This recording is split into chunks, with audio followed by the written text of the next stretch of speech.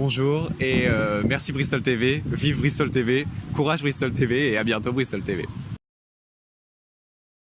C'est un film qui raconte l'histoire de Vincent qui sort de prison après 12 ans d'incarcération et qui va retrouver sa jeune sœur Charlie. Mais elle est devenue la grande sœur parce qu'elle est devenue une femme, elle a grandi et lui c'est resté un adolescent et c'est comment elle va l'aider à retrouver sa liberté et comment lui il va essayer de retrouver sa place de grand frère.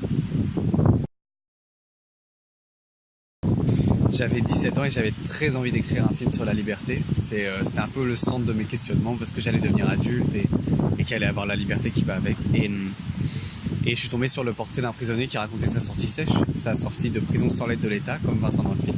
Et ça m'a bouleversé. Et la manière dont il parlait de la liberté, finalement, à moindre mesure, parce que j'avais pas vécu tout ce qu'il avait vécu, mais j'avais l'impression de me retrouver dans ses mots. Et voilà, du coup, j'avais envie de le retrouver dans cette histoire. Et j'ai une sœur qui a le même âge que Charlie, qui veut devenir graphiste comme Charlie et qui est aussi courageuse que Charlie. Et elle m'a toujours beaucoup inspiré, donc j'avais Charlie que je connaissais, Vincent que je devais apprendre à connaître, et voilà.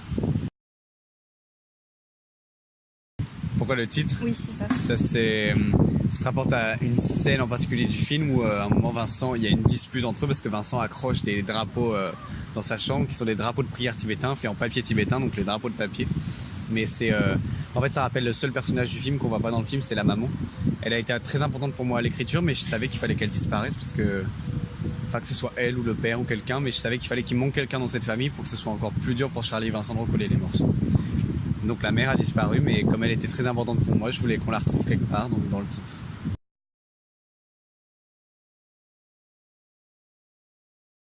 Je me suis surtout inspiré des témoignages de prisonniers sur leurs ressentis, sur leurs sensations, la façon dont ils parlaient de leur sortie, de leur liberté, qu'ils retrouvaient finalement pas quand ils sortaient de prison, c'est-à-dire que ils sortaient et ils n'étaient pas libres en sortant. Il y avait vraiment tout un travail qu'ils devaient faire que je trouvais fascinant. C'était pour construire l'histoire, c'était surtout ça, voilà, c'est pas des faits réels, mais c'est des faits inspirés de leurs sentiments, de leurs ressentis. Et après, il y a des films qui m'ont inspiré, mais surtout finalement des photographies. Il y a beaucoup de scènes qui sont nées de photographies, des photographies de Nan Goldin par exemple, je l'adore.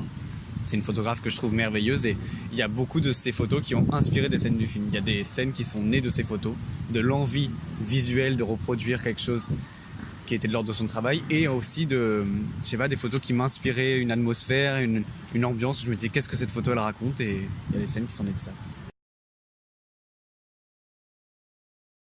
Alors justement c'était pas le 4/3 parce que je trouvais que le 4/3 était trop renfermé et c'était pas je voulais que le film soit vraiment en portrait, soit très proche des visages et le scope ça allait ou les couper au front ou les couper au menton quand on allait être très proche, donc j'avais pas envie de ça et j'avais l'impression que le 1,66, les deux petites bandes noires sur les côtés rapprochaient encore un peu les visages, ça sciait vachement la forme d'une tête qui est entre le rond et le carré et c'était pas aussi enfermé que le 4/3, c'était pas aussi aéré que le 16/9, le plein format, donc 1,66.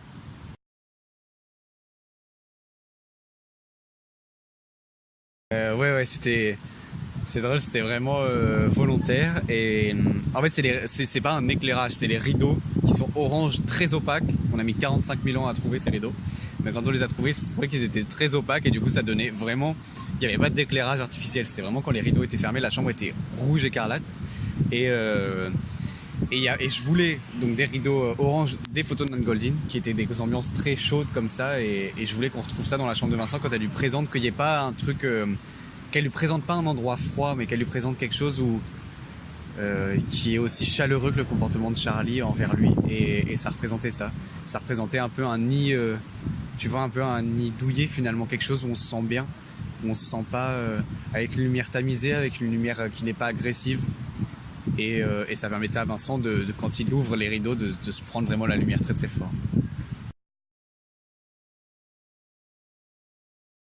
Là le film est sorti le 13 février et c'est vrai que déjà je me doutais même pas qu'on allait faire le film quand j'étais en train de l'écrire. Je connaissais pas de production, les acteurs, je connaissais personne, donc je me disais même pas que le film allait se faire.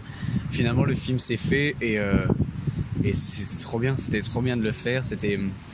c'était vraiment un moment très très fort et de se dire que le film est sorti, c'est aussi un moment très particulier et tout ce qui s'est passé, on n'attendait rien, c'est-à-dire qu'il y a eu les festivals, il y a eu les prix que le public a donnés, il y a eu Angers, il y a eu La Roche-sur-Yon, il y a eu des festivals à l'étranger, il y a eu le Canada.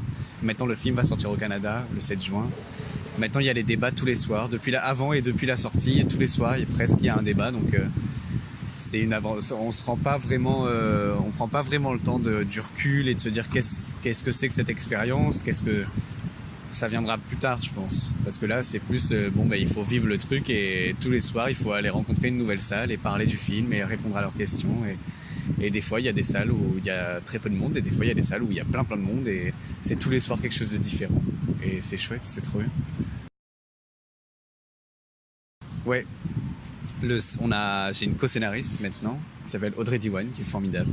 Ça se passe trop bien et on a fini, ça y est, on a fini le script du nouveau film qui sera très différent des drapeaux de papier. Et on est en plein travail. Le producteur va partir en financement, enfin on va partir en financement et j'espère qu'on tournera bientôt et j'espère que ce sera aussi réjouissant que l'aventure des drapeaux de papier. Ça va être plus gros, c'est un plus gros film qui demande plus de moyens, c'est un film qui va vers le film de genre, donc il y a des effets spéciaux, il y a des trucs, donc ce sera pas pareil, ce sera à mon avis plus dense en termes de choses à faire, enfin de choses à gérer surtout, mais ça va être chouette. En tout cas le scénario il nous plaît bien, moi je suis hyper content et j'ai hâte qu'on parte en casting. Là, le casting se forme et il est réjouissant, donc c'est trop bien, c'est chouette.